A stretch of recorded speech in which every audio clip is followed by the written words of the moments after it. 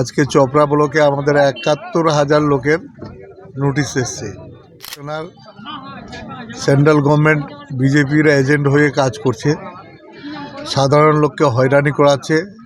আজকে চপড়া ব্লকে আমাদের ৭১,০০০ লোকের নোটিশ এসছে। এই ৭১,০০০ লোক সবাই আতঙ্কে রয়েছে। কেউ ওদিক ছুটাছুটি করছে, কেউ ওদিক কাগজপত্র নিয়ে ছুটাছুটি করছে। শুধু হয়রানি ছাড়া কিছু না। এই যে কেন্দ্রীয় সরকার আছে, চাইছে বিহারের মতন চাল খেলতে।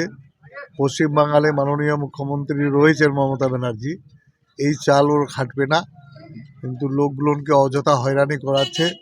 এই হয়রানির যোগ্য জবাব লোকগুলো দেবে সামনে ২৬শে বিধানসভা নির্বাচনে।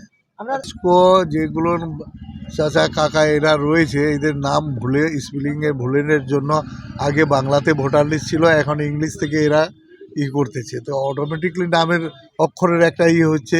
এইগুলোতে সাধারণ সব থেকে গরিব লোকগুলো, যেগুলো ৭০ বছর, ৫০ বছর, ৪০ বছর, এরা রিক্সা করে, টোটো করে এই ঠান্ডার মধ্যে এই ধরনের হয়রানি করাচ্ছে। এর যোগ্য জবাব সাধারণ লোক দেবে ২৬শে নির্বাচনে।